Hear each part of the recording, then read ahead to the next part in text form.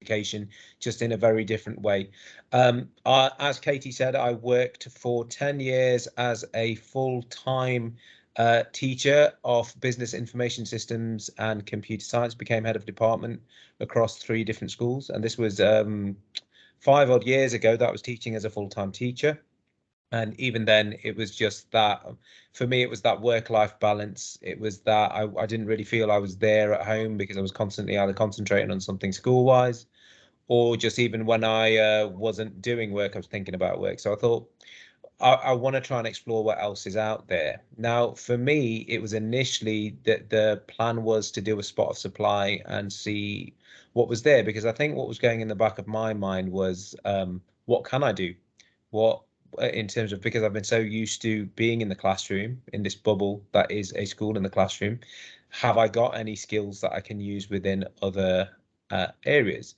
It didn't take me long, if I'm honest, and I still laugh about it with my wife. I put myself down and signed up with a local school to do supply, and I ended up doing literally one one day of supply every month, and then I had to fill in this form because it did get quite busy quite quickly, which just goes to show how many different opportunities are out there. Now, for me, I have a business called Siddiqui Education, literally the most unoriginal name for a business. I've just put my surname in front of the word education. But it involves me doing a lot of different bits and pieces, but all fall under the category of education.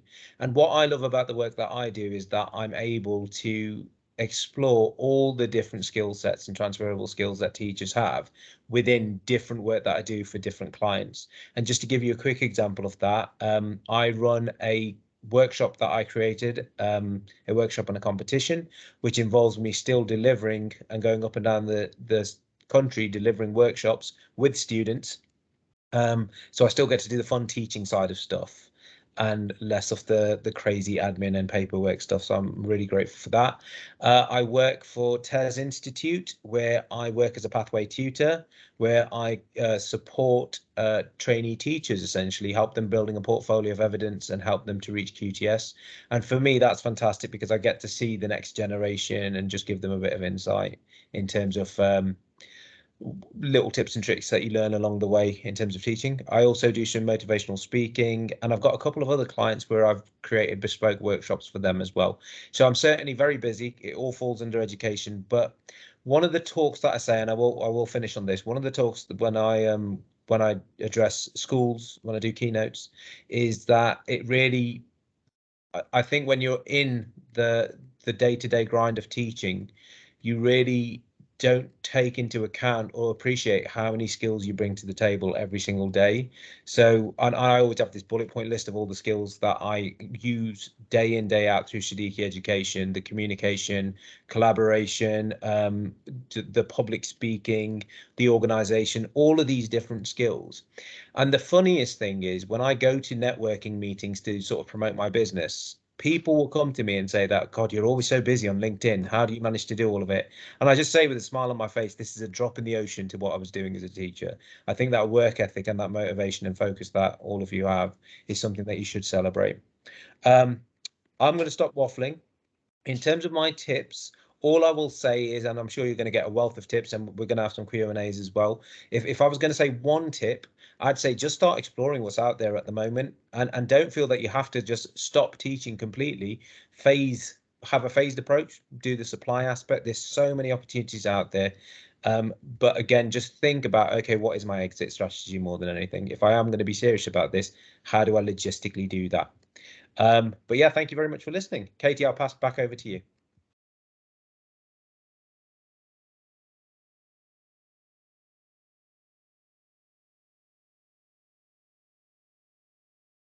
I think Katie's frozen. Yes. Sorry, please. Can you hear me okay?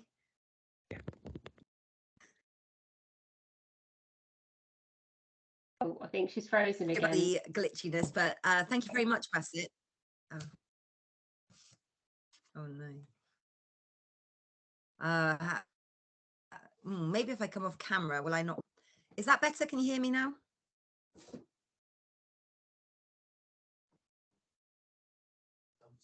Mm.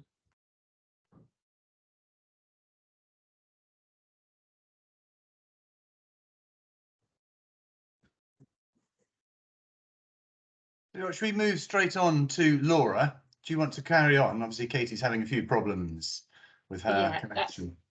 That's cool. I wasn't sure if it was me for a minute then, so I was giving it a second. But I'm happy to carry on, and I'll introduce myself. So yeah, I'm Laura. And to echo what Bassett said, it's really good to see so many people, especially on a school night in November when it's raining outside. I don't know if it is with you. So I really hope that this is useful for you all. So yeah, I'm Laura. I work for the Education Development Trust as an education advisor, and I've been in role for just under a year now. And prior to that, I was a teacher of just shy of 18 years in roles that moved me from Sheffield down to where I am now in Northampton, and from classroom teacher, head of department, SLT, etc. over that period.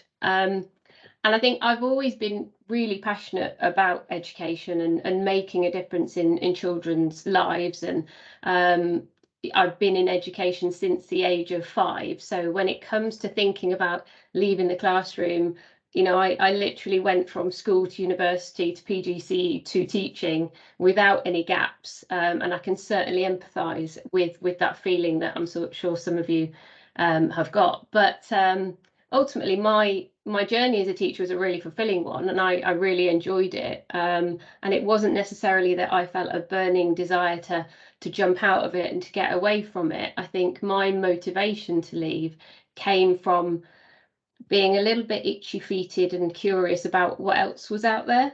So I was in senior leadership, and a few years ago now started to think, where am I going to head now?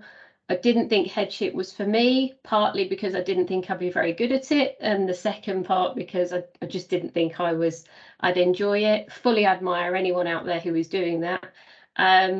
And so I think in that traditional route of teaching and in progression, you think, well, I'll keep going and I'll go to leadership and then I'll become a head teacher. And then, you know, that's the kind of typical narrative, I guess. So it was quite daunting. But I think at that point, I knew I wanted to think about what the journey would be, even if I wasn't quite ready for it yet. And it became clear that it would be outside of a school because of the fact that I just couldn't see myself in that kind of headship role. So COVID hit, and that paused it all for a little bit. But then luckily last summer, I'm really pleased I secured a role with the Education Development Trust. And it was a risk. It was on a 1-year fixed term contract, which, you know, is very daunting as someone who's only ever been in the security of a teaching blanket.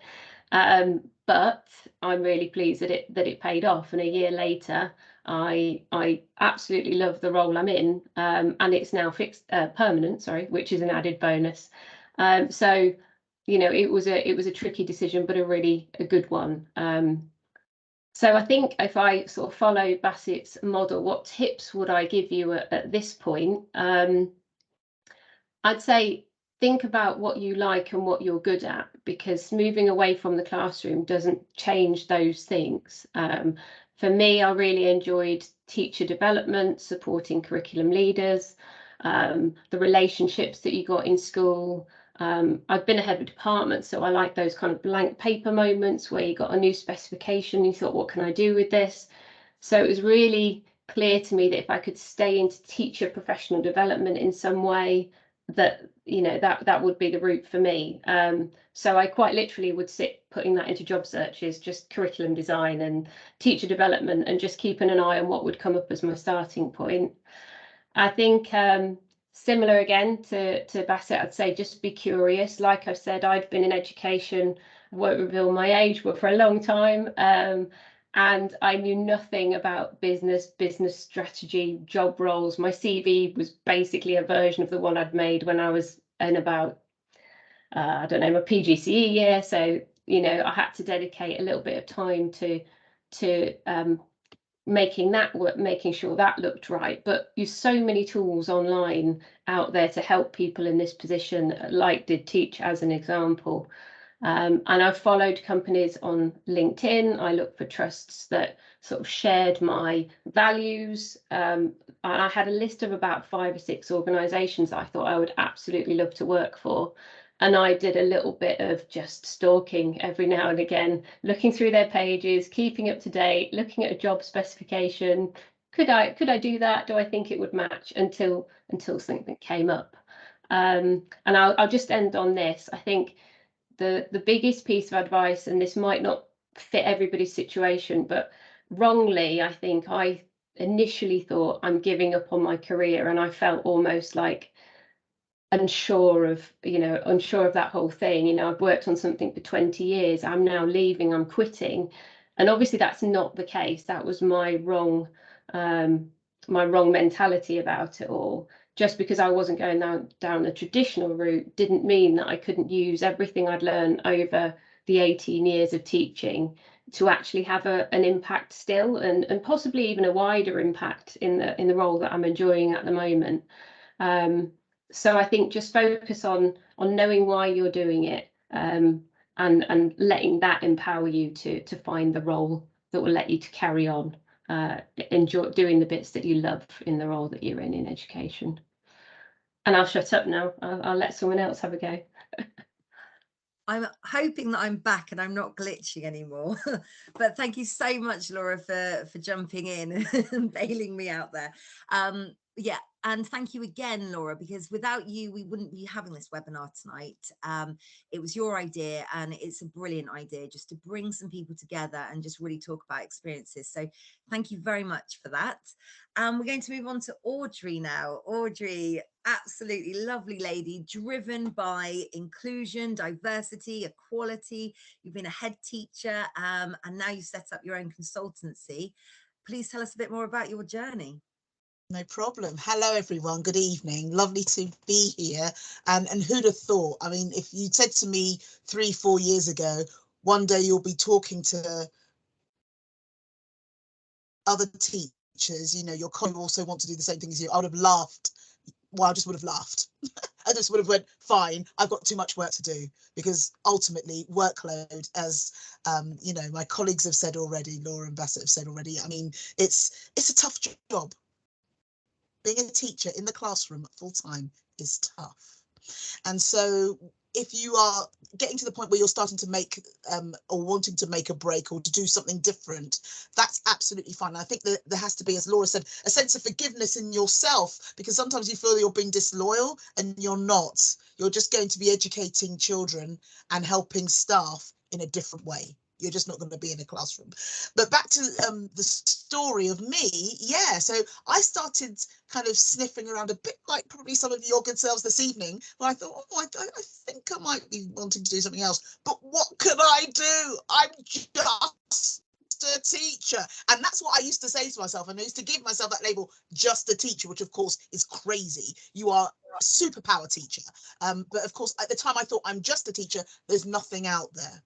And so I was looking and not looking and looking and not looking. And then kind of situation changed where actually for me, there was a little bit of tension that enabled me to move from my position where I actually had got to the point where I knew I wanted to do something different. And it was literally just before COVID. So once COVID struck, it was a case of, okay, right, what am I going to do? And anyone would say to you, that's the worst time to be starting a new business. But that's what I did.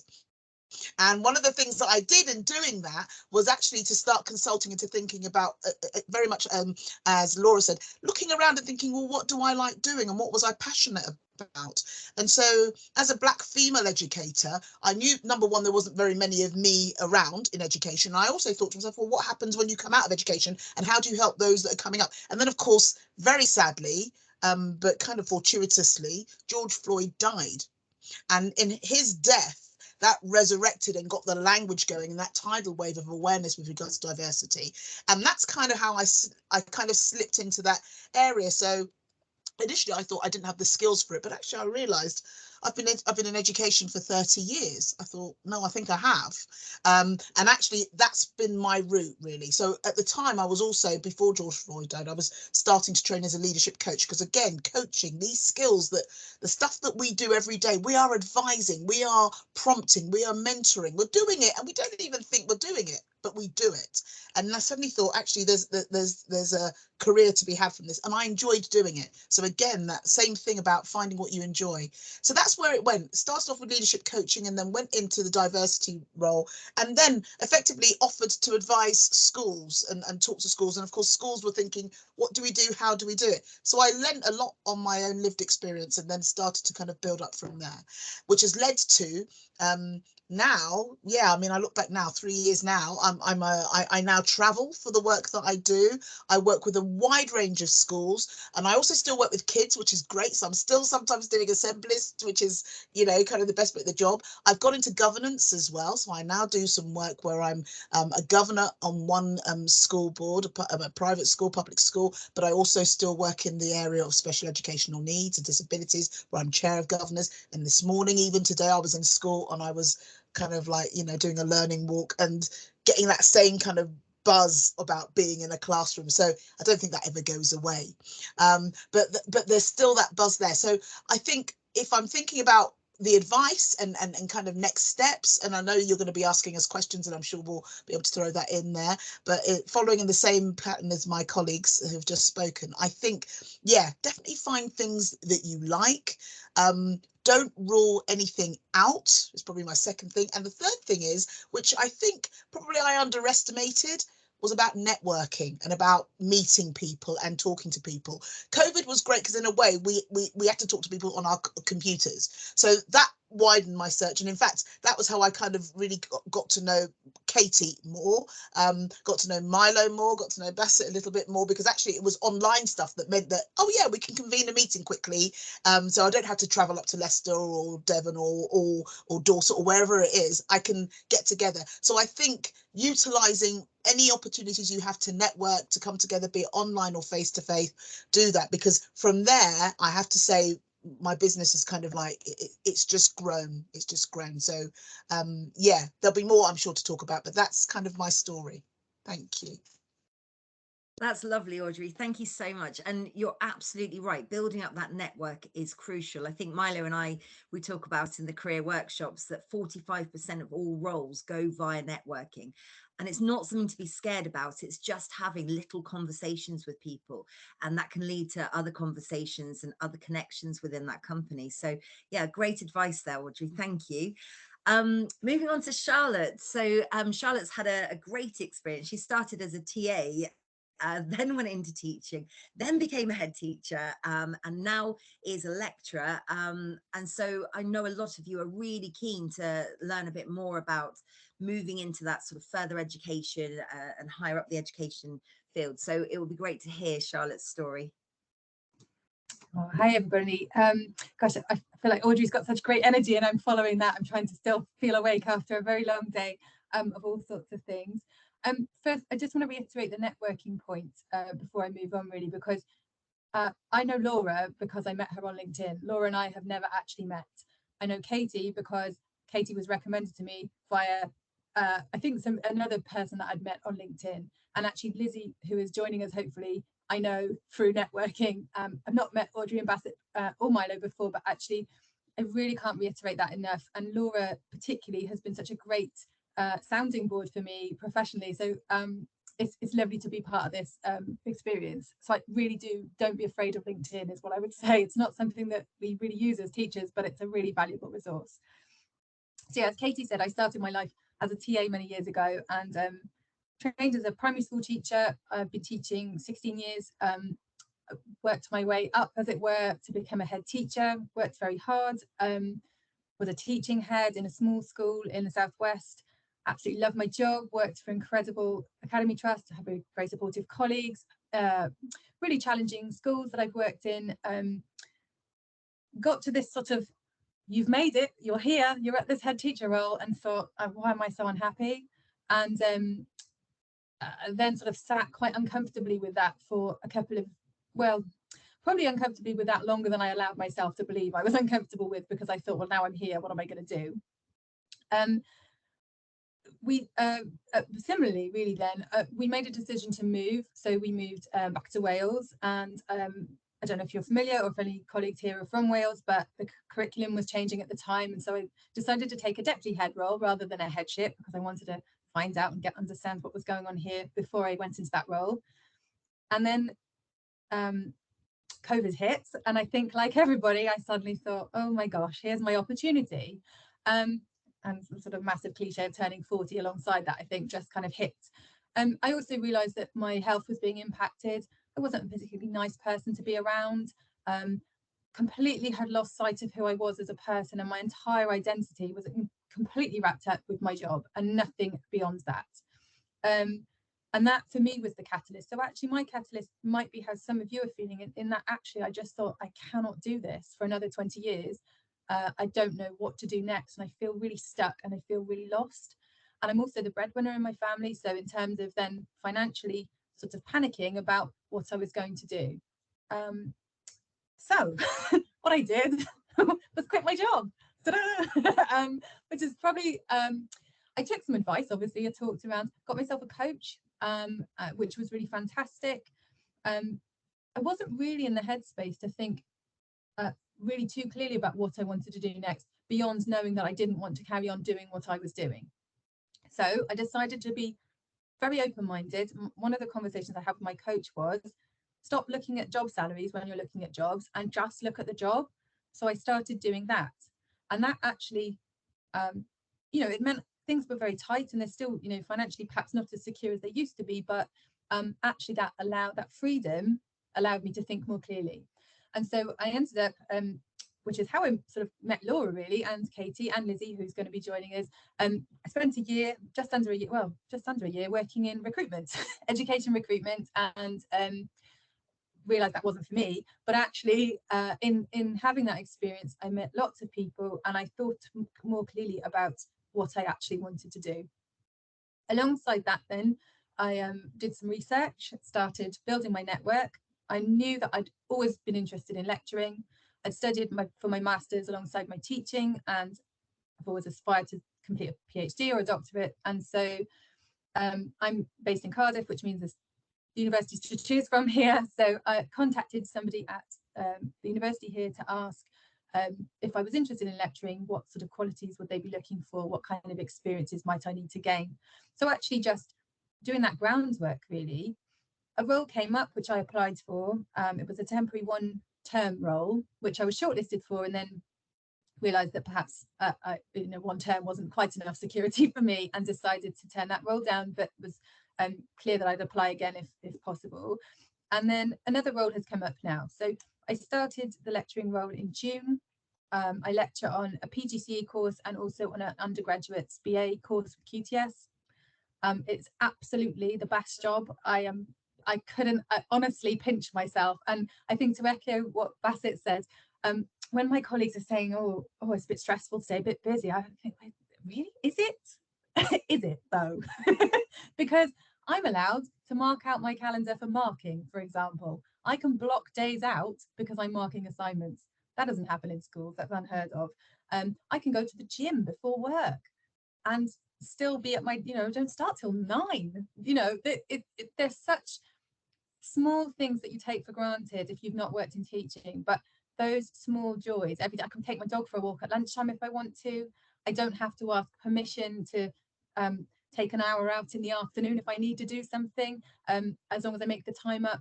The flexibility is fantastic, but more importantly, I still feel like I'm making a difference. I still feel incredibly passionate about making sure we've got brilliant teachers out in our schools, and actually the role I'm in now enables me to sort of share that passion and expertise and knowledge. So I would thoroughly recommend being brave and biting the bullet, and maybe just take a chance is what I know that sounds really, maybe that's not for everyone. If you ask any of my friends and family, I've always been a very measured person. I'm not spontaneous really particularly, but actually being brave was exactly what I needed to do. And I'm really glad you're all here, and I wish this had been something that I could have attended this time 2 years ago, to be honest. And I'm waffling now, so I will stop. Thank you so much, Charlotte. I mean, I love what you're saying about, finding, still having that passion for education. I mean, we all go into it thinking, we don't go into it thinking we're going to leave, do we? We sort of think this is a vocation. We're staying in teaching. We're a teacher for the rest of our life. But actually things change, circumstances change, like my redundancy and family situations for other people that I've spoken to, and even just wanting to give yourself a new challenge. And I think the great thing about educational roles, all of these roles, is we can make a real difference still to education and in and around education for children, for teachers, just by doing the things that we're doing. And if that's something you're passionate about, then definitely stay within the education sector. Thank you very much, Charlotte. So Lizzie, I think, is running a little bit late. Unfortunately, she had to do another session before this on neurodiversity. So we're really getting our money's worth out of Lizzie tonight. But I'm going to introduce Milo, who I work with very closely. Milo is just a fantastic individual. He's trained as a master career coach. I cannot speak highly enough of Milo. I think he's really changed my business around, because I was a little bit institutionalized as well with teaching and thinking teachers could just go into teaching roles or coaching roles, and that was it. That was my limit. And Milo really opened the floodgates into teachers can literally go wherever they want. And Laura talked about values before, and that's really important, I think, just figuring out what you would love to do and what values you have. So Milo, would you please let us know a bit about you and your journey? Thank you so much, Katie, and it's really wonderful to be here. And it's really interesting hearing all your stories. And of course, I've been working with Katie and Did Teach for about 4 or 5 years now, helping teachers throughout their careers. And we have genuinely met some amazing people who've gone on to do amazing things, some of whom are in this room, this virtual room as we speak. So anyway, I'm Milo. I am not a teacher. I was in the army for 12 years and then left. So similar aspects, a career that was all encompassing, then left, made a horrific mistake and went into financial services management consultancy, which I absolutely hated. Left by mutual agreement 15 months later, and then started up 1807 Careers, the idea being to support people throughout their careers. The reason it's called 1807 is the 3 of us who started the company up were all born on the 18th of July. And my mother still gets the name of the company wrong. So anyway, well, that's where we are there. So like Katie said, I'm a master career coach, and I also work with entrepreneurs as well. So I split my time half and half. I sort of work in workshops one-on-one with people to try and get them ahead in their careers, whether that be in the same organization, the same sector, or a completely different move. And there's 2 sort of areas that I think are really important to highlight. And the first one is how you go about this. How do you go about changing jobs or getting that promotion? And the second thing is the mindset. And I think this is absolutely key. Utterly key is the mindset. And what's interesting is that we get the best results with people when they realize they are in the driving seat. It is down to them. Yes, you may have support from us, from Katie, from other people, but ultimately it is down to you as individuals. And something that we work a lot with people on is on how they think about themselves, what they think they can do next. And there's something called limiting self-beliefs. And this is very, very, very common in almost every single person in the world, from a young age to the heads of states, the heads of the largest organizations in the world. And these are things that basically you might tell yourself. So for example, I don't deserve a promotion. I'm not a good leader. I'm not good with people. I don't have the right experience. I don't deserve to be successful. All of these things here. And so we try and address those. And it's a really, really important issue. And there is, I don't know if any of you will have heard of it, but there's a book by someone called Martin Seligman, who's an American psychologist, author, educator. And the book is called, I completely forgot it off the top of my head. But it's about optimism, learned optimism. That's it. It's called Learned Optimism. And it's all about the benefits of being optimistic and being positive. And he comes up with lots of statistics in various different walks of life about the link between being successful and being positive. Likewise, he highlights the consequences of being negative and being pessimistic. Now, the interesting thing is that there's something called the London Science Foundation, and they do research into all things science. And one of the things they've done is research how many individual thoughts we have every single day. So if you have a think, how many individual thoughts on average do you think we each have a day? It's between 20 and 60,000 per day that we have. Now, out of those, 80%, 80, are negative thoughts. And out of that 20 to 60,000, 95% are repetitive thoughts. So you can see with these doubts that we all have, the limiting self-beliefs, I'm not good enough, I don't have the right experience, etc. You start telling yourself these things again and again, thousands of times a day, over weeks, months, years. You start to believe these things. Whereas the actual fact is that they're beliefs, they're not truths, they're beliefs. And so we get people to look at it from different angles, to think about, okay, I want to go into this area, I don't have the experience, but there's other ways you can look at it. And we have had some extraordinary career changes. We had, Katie and I had, it was actually on one of the very first workshops that we ran, we had a primary school PE teacher that went into cyber headhunting in London and New York. And you think, oh my God, wow, you know, but he did it. He's still there, he's still doing it now. And this is probably 4 years ago that he's doing it.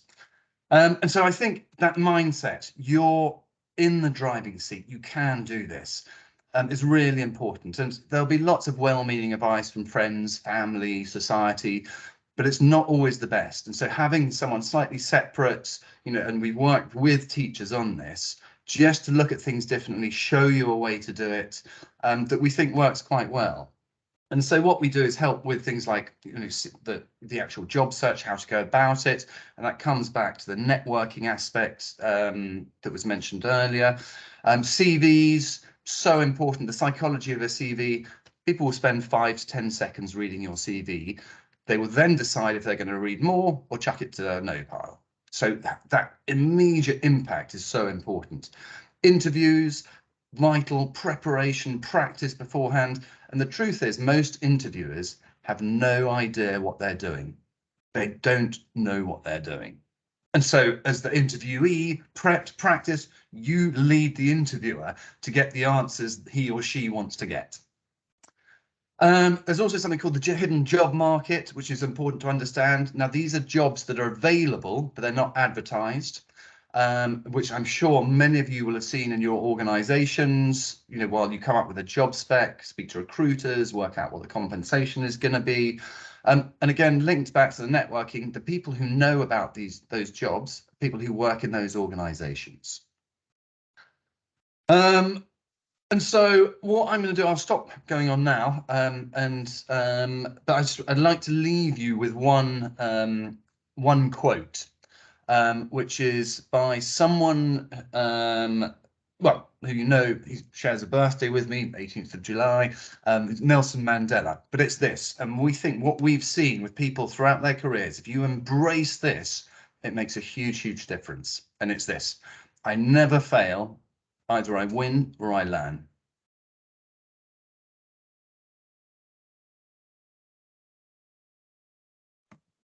Thank you very much, Milo. I'm a bit worried about going after Nelson Mandela.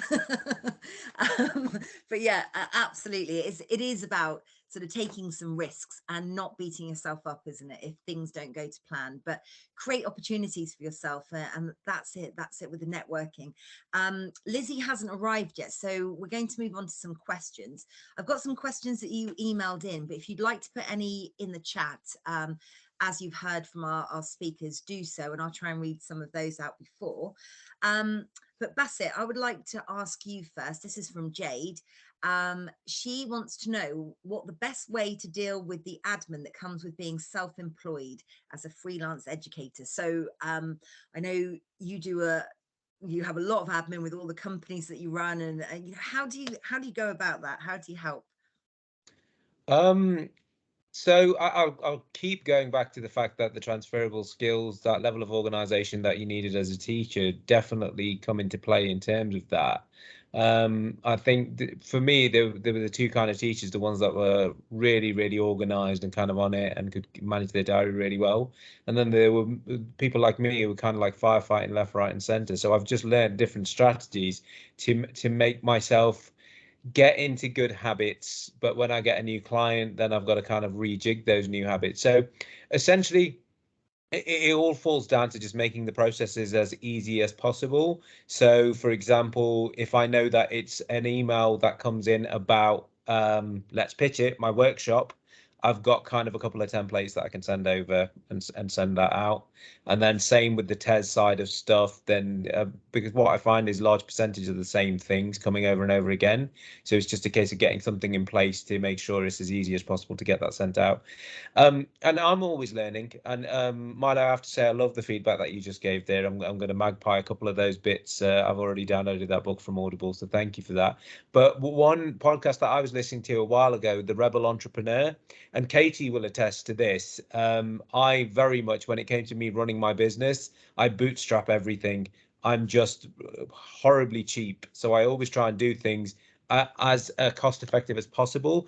So, and the Rebel Entrepreneur kind of just focuses on that. It has that balance between, okay, you want to set up a business, but you also don't want to spend crazy amounts of money on it. You want to do it as sensible as possible. And that's all about mini experiments, seeing what works for you. And one tip after listening to a podcast was when an email comes in, whatever that email is, respond to it at that point, reply to it or react to it at that point. And that's benefited me so much in the last 6 months, because some of them I can kind of reply to with the actual answer. Some I have to put into a folder to look at and prioritize them. But just organizing all of those different bits and pieces have really supported me in terms of that. Not the frustrating, but the niggly bits, the invoice writing, all those bits and pieces, and the marketing side, I dedicate specific days to that and kind of know that they have to get done. So I'm a little bit more rigid with those, but that kind of tackling it there and then at that point has really benefited me. I don't know if I waffled, if that was a good answer or not, Katie. Was that okay? That was a good answer, and I could see Audrey agreeing with you. And I just wondered if Audrey had anything to add after setting up her business as well. Totally, Bassett, feeling your pain about the whole, like, systems. Fundamentally, it's about the systems, and I would say 3 years in, I'm still like you, still learning. Okay, yeah, that works, that doesn't work, and there's things that I'm good at and things that I know I'm not so good at. And I think one of the things I've started to get into is the automation of things. So if there's a system that I can use to help me do something, I'm going to do it. So for example, a really simple thing for me is I've been kind of very teacher-like, and I've happily written out every single invoice that I ever issue. So I write it out in longhand. And actually my bank does a thing where actually they can start issuing out invoices. Come January, that's what I'm doing. I've decided, right, I'm going to draw the line and break my connection with writing out the invoice, which made me feel like a proper business lady. And then, so it's those types of things, or even something as simple as farming out and giving somebody else that role to do. That's a big step for me. I'm talking about it like I do it. I don't do it yet, but I'm going to, because soon the volume of business I'm going to have will mean that I need someone to go away and do it. But in the first instance, something like accountancy, that's admin. And I don't do it because I'm not a specialist, because I don't know how to do it. So I think that's also another thing of working for yourself, where you recognize there are things that you know you're going to be able to do, and there's things that you know, actually, it's not my bag. And actually, I would rather spend the time on the things that drive my business rather than the things that kind of keep the business going, back office. So that's the thing. As teachers, we're organized, or we firefight. Either way, we're doing it. So it doesn't really matter which category you fall into. It's just learning which ones work better for you and which ones don't work better for you. So yeah, totally echo what Bassett said. Yeah, feeling my way through, but learning now to delegate and to effectively pay someone to do the stuff that will keep the business going, but equally won't eat up my time. And it's all good, good experience and good investments, really. That's brilliant. Thank you so much, Audrey. We do have Lizzie, I think, just joined us. I'm just going to try and spotlight her. While I do that, I was just going to ask if Laura would answer the question from Nikki, and perhaps Charlotte could add into this as well. But Nikki was looking for tips to mentally adjust when making the move from working in a school environment into then more of a 9-to-5 environment. Yeah, I mean, that's a really good question, and something I think I'll be honest in that I didn't really think about that when I moved. I was so excited about actually moving on, and that I just didn't actually think, oh well, you know, these four walls of my home are going to be my new office, and this is going to be very different to a school environment. But I think it will depend on the type of person you are. I know I am a bit institutionalized still, but I like a timetable. So the mental adjustment was part of me setting up a routine for myself. So I still basically have a version of a timetable. It's just in an Outlook calendar that I create for myself. And in terms of break times, they've become, I still make sure I have a break. I just, you know, go out for some fresh air, and it will a lot depend on, I guess, the role that you move into, and the nature of that. Charlotte talked about how flexible her role is, and that is a mental adjustment, but actually a very liberating one. So there's lots of, you know, things to enjoy about that adjustment that you'll have to make. But I think in many ways you can control it. You know, if you are a timetable person, then you can create that for yourself in most 9-to-5 roles, around the meetings and the things that you might have to do. The rest of the diary is yours to make really restricted, or to have that flexibility about it. And I think ultimately that can be part of what you're looking at for when you're applying for a role. If you want something that is 9-to-5 and office based, so you have that routine, then that is an indication of the kind of role that you might look for. Whereas if you're excited by that flexibility of controlling my own diary or something, you know, that's something that you can look for as well. So it's a mental adjustment, but it's a decision that you can use to help you, I think, look for the right role. And I'm similar to Charlotte. I mean, I absolutely love the flexibility I've now got compared to teaching, but I will still have a diary and a timetable worked out for myself at the beginning of each week.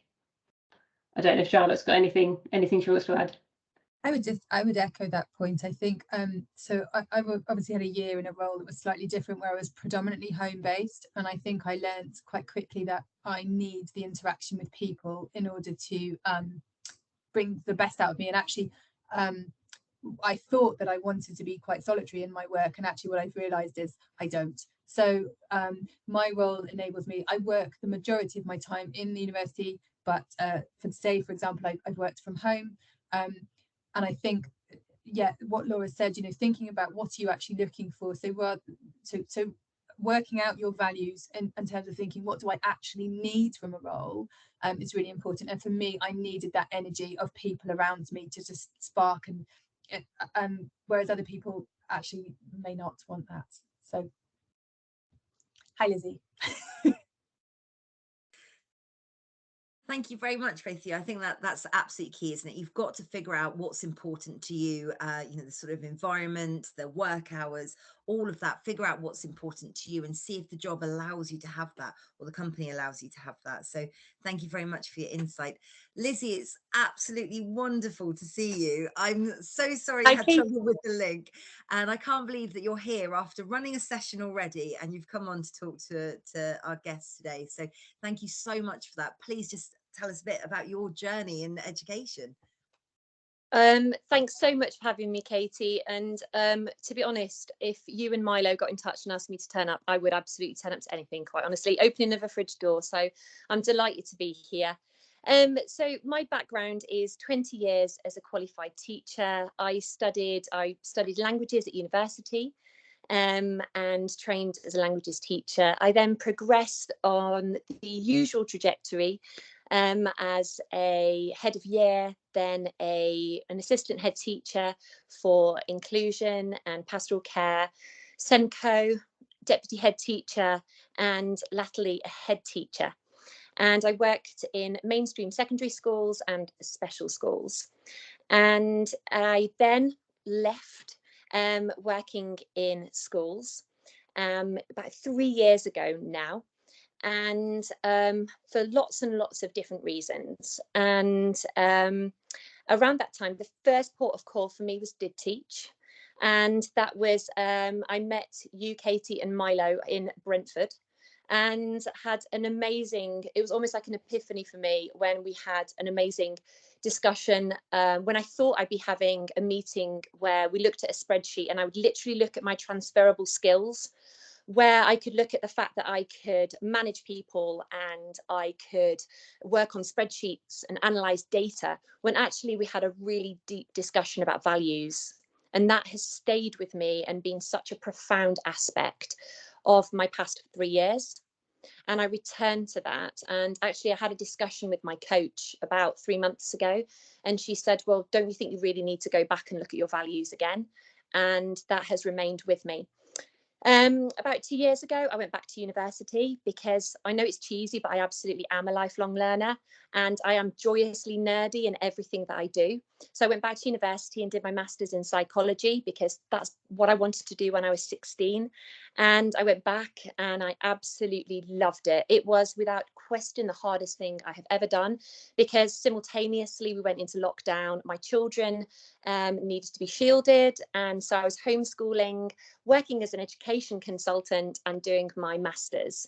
So it was absolutely bonkers, but really great, because I started to really think about my purpose. And at the time I was working as an education consultant, and I had the amazing opportunity to meet Charlotte, because we were both working on a similar project for the DFE and the NTP. And I really had an opportunity then to work from home, but under really, really obscure circumstances, because it was so intense. And like Charlotte, I really did think that I needed to be at home, have that flexibility, which I know I needed, but I needed to be at home. But after that experience, I now know that, yes, I need my time to be at home, but I desperately need to be around people. I love being with people. I love being away from people also, but I very much need to be with others. And I think that's one of the things that we need as teachers. We love to be with others. We are creative, we are collaborative, we are team people. Yes, we're trained to work with children mostly, but we know we thrive off being around others, and those connections I absolutely missed. So I spent a lot of time working with the Research Schools Network, teaching school hubs, working on projects with the DFE. I worked as an ECT facilitator, an MPQSL facilitator. I got around quite a bit. I did a lot of writing texts for educators, working for a variety of education publishers, writing training materials. I did a stint working for TT Radio, which I absolutely loved, doing podcasts, conferences. I did loads for free, because the power of networking, which I cringe at, just gave me an opportunity to really try loads of different things. And I know it's a bit Brene Brown, but you have to be brave. You really have to be courageous and put yourself out there, at the same time as establishing the tightest boundaries ever. Because I'd realised that after 20 years of being in the classroom, I had no boundaries anymore. I had absolutely burnt myself out to a crisp, giving and giving and giving to other people, and there was nothing left for myself. So at the same time as trying all these different things, I realised that I had to start establishing what were boundaries for myself. So around trying all these different things, what I kept coming back to was the fact that I really just loved children, and I love teaching. And one of the things that I was pretty good at was special educational needs and psychology. And I also went on a learning journey about myself and about how my own brain affects my behaviour. And as part of that, discovered that I have ADHD, and that, I hope, didn't define my entire identity, but did hugely inform how I need to work and how I have the best environment for me to thrive, as how I work as well. And so really did put me in a position whereby I need to have what kind of environment I need to be at my best. And so that kind of led me to the place where I was working with lots of families who needed access to special educational needs support, and also adults who needed support with access to work. And with extra training and support, that's where I found myself today working as a neurodiversity consultant, bridging the gap between diagnosis and the classroom, or diagnosis and the workplace. Amazing. Thank you so much, Lizzie. And honestly, I can't thank you enough for coming in like this, short notice, and having to talk about yourself on the spot. So yeah, fantastic. Thank you. We did have a question for you as well from someone who wanted to know about, and I know because you're a mum, about childcare considerations, sort of that they're worried about, you know, teaching does in some ways lend itself quite well to school holidays, obviously not to term time at all, but anyway, what have you got any advice that you can give about that? Yeah, I think, you know, I received that question. It was like, do you find it hard with childcare to switch out of a school setting? Heck no. I mean, what I find ironic is that as teachers and in schools, we are in the business of families, but we are literally the least family friendly profession. So I just want to signpost people to the Flexible Teacher Talent organisation, MTPT project, Women Ed, Diverse Educators, and anything written by Emma Turner. They're just, you know, they are the people that I would send you to. They know more about this than me. But just in terms of my own experience, yes, the first 3 summers were a real shock to the system. But you make sure that you've got friends, play dates, get organised. Heard Laura talking there about organisation. But actually my children now get quality time from me. I just was burnt to a crisp, and they now actually get quality as opposed to the quantity time that they were getting from me. And we really think about it, what we're going to do together, as opposed to them seeing a glimpse of me at night time. I now get to go to nativities, sports days, without me absolutely dreading the thought that I'm all of these things, these moments that I'm going to miss. I now have the choice about what I can go to. I don't get to go to everything, but I do get to go to a lot.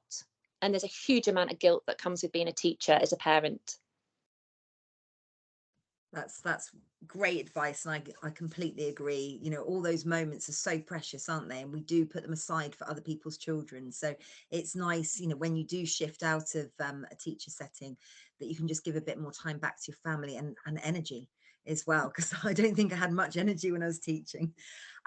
So Milo, and well, everyone, to be honest, but Milo, could you give your top tips for sort of rebranding yourself from the sort of teacher structure and the teacher CVs that Milo and I have read for like 4 years now, which are very long-winded and don't have a lot of substance to them unless you know what teachers do. Have you got any top tips for people writing CVs? Yeah, I think I was obviously there's a number of things, but I think one of the key things to ask yourself when you're writing your CV is, have I proved I've done this well? So often we see rota reports and recommendation for the head teacher with nothing else. And so what we generally ask people is, did you do that well or badly? Because from that, we don't know. And there was one great example Katie and I had where there was someone who wrote on his CV, wrote a report and recommendation for the head teacher. We then sort of said, okay, well, then what happened? And he said, well, actually, the head teacher implemented it and it's still in place today. So immediately it's affecting, 500 students. And I can't remember exactly what it was. 500 students and however many teachers. And then we said, right, what happened next? And he said, well, it actually got implemented throughout the county. And so suddenly you're thinking, wow, these numbers are big. We've got 80 secondary schools here, the amount of people it's affecting. And then we said, what happened after that? And he said, it got implemented nationally. So suddenly, from having on his CV, wrote a report and recommendation for a head teacher, nothing else, suddenly he's affected hundreds of thousands of children and hundreds of schools. And the difference, he's still the same person, but the difference in opening doors it's just massive with that. You know, if I read someone's done that, they've, you know, affected, you know, hundreds and hundreds of thousands of pupils and teachers, and it's still being implemented today, 5 years down the line. Wow, the difference is massive. So I think put proof down and follow that trail. Think, okay, so I did this, then what happened? Then what happened? Then what happened? And so you put this proof down that is concrete evidence of what you've done. So that would be my top tip. Excellent. Laura, have you had to read and review many people's CVs? Have you got any tips with the Education Development Trust and what you recommend? Yeah, definitely. And that was a big learning curve for me, because as I said earlier, my CV had pretty much looked the same since I was about 21, and I've managed to get away with it internally in schools. So yeah, I got rid of the Comic Sans to start with, and it went from there. But yeah, I think I'm not the expert that Milo is by this, but on recent experience, we've been sort of interviewing various roles, and I don't think teachers are sing their praises enough.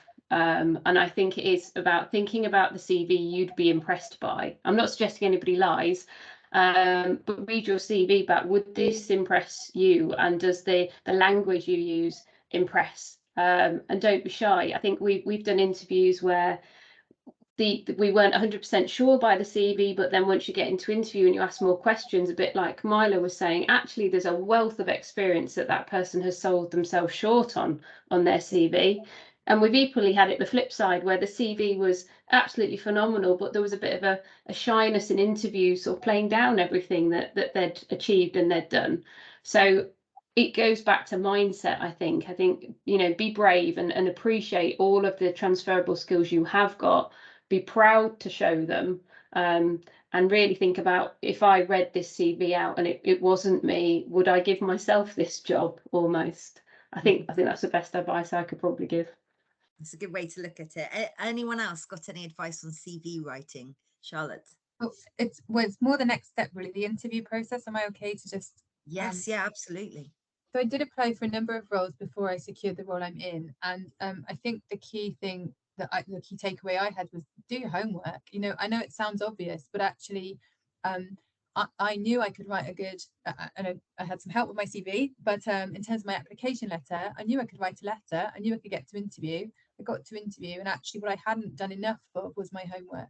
And in terms of just knowing the right language to include, if I was particularly in the current role I'm in, you know, making sure that actually I'm making reference to the right documentation, the right theory, really address the brief in the interview. So I interviewed for a role within a charitable organisation, and actually I asked for feedback after the interview. I didn't get the role. The feedback I had was probably the best advice and feedback I'd ever had from any interview in my entire career. I took that on board. I took that advice to my next interview and I secured the role. I did also return to that person to say thank you for the advice and how much it was appreciated, because actually that was somebody who was helping me to make a change, and she knew where I was trying to get. And I would just say, you know, I think I agree. I think we're really good at underselling ourselves, but at the same time, we also need to be mindful that we might need to just do a bit of homework and maybe not go in quite where we want to initially, but and that's okay. You know, it's very, you know, I don't know if that sounds a bit negative, but just thinking it is all right to start somewhere, to work upwards again, and you're not throwing it away, as Laura talked about. It's not a waste, but it's maybe a sideways step rather than a step up again initially. So I don't know if that, I hope that doesn't sound negative, but that was certainly something I had to get my head around. Can I add to that, Katie? Absolutely, Lizzie. I was just going to add, just on what Charlotte and Laura have said, when you're writing a CV, you need to personalize it to each and every job you apply to as well. And make sure, you know, I think that's so important. We think we can just fire off a CV to every job. You need to make sure that your CV is fine-tuned to the job that you're applying to. And as teachers, I can't stress enough how much you really need to learn how to write a CV, because as teachers, we don't have that skill. Because when we apply for a teaching job, we apply in such a certain way. So please get some training in how to write a CV, because it's so specifically done. Get some training, because I thought I could write them. I couldn't. and make sure it's no longer than 2 pages, because they're so long and verbose and we use so many words in teaching. They're just my 2 thoughts. No, that's brilliant. Absolutely, 100%. And beware of acronyms as well, because they don't always mean the same thing in other business worlds. Just to end, because I know we're nearly at the end now. Well, we've gone over a little bit, so I do apologize. But I would like to get Audrey and Bassett, if you could give us your top tips for networking, because you know, with your businesses, you obviously have to talk to lots of people and make lots of introductions. What do you think is, you know, your go-to, or what tips could you give our audience? Audrey, I hope you don't mind me going first. But essentially, the one tip, and it wouldn't even be my tip for networking, it would be my one tip, is the power of LinkedIn. And honestly, the amount of business and support I've had from that, and it links to CVs in the sense that it can be almost like your rolling CV. I got some really useful advice right at the start of this kind of journey, and it was, when you look at your LinkedIn profile and your presence on LinkedIn, try and come across as more of the spider instead of the lion. And what they basically meant by that was, it's not a case of jumping on and then DMing people left, right, and center saying this is what I do, or I'm looking for a job in this. Let your profile speak for itself. And you can do that whilst you're at school at the moment. I would urge you, if you're at school at the moment, get yourself on LinkedIn. Celebrate the work that you're doing, whether it's within schools, whether it's stuff that you're doing with your families, stuff that you're passionate about, something that's linked to your values. Because what you're doing is you're casting your net already. You're letting people know that you exist. These are the skills that you've got. You're doing it in a really friendly, subtle way, and you're building your network. Then if you make the decision to look and think, I want to explore something else, then you've got an opportunity to do that, and people already know who you are. You can also look at different businesses that you may be interested in, start to connect with those people. So I would put that right at the top of my list. I can't even list the different business I've got through LinkedIn. So yeah, that would be my bit of advice. Brilliant. Thank you, Bassett. Audrey? Yeah, very similarly, I think LinkedIn, the power of LinkedIn, not to be underestimated at all. I think the biggest thing I think probably teachers will have is from being very visible within your school, in your school setting, and understanding that, to becoming visible on social media.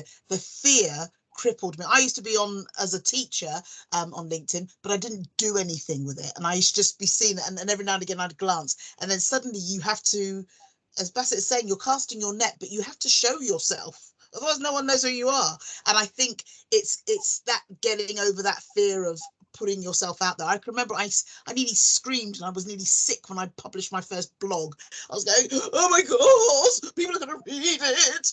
That's right, they're meant to read it because it's a blog. So it's that whole idea of actually people are going to see me. Yeah, they need to see you to see how amazing you are, to know how brilliant you are. So I think just feel the fear and do it anyway, because you can do it.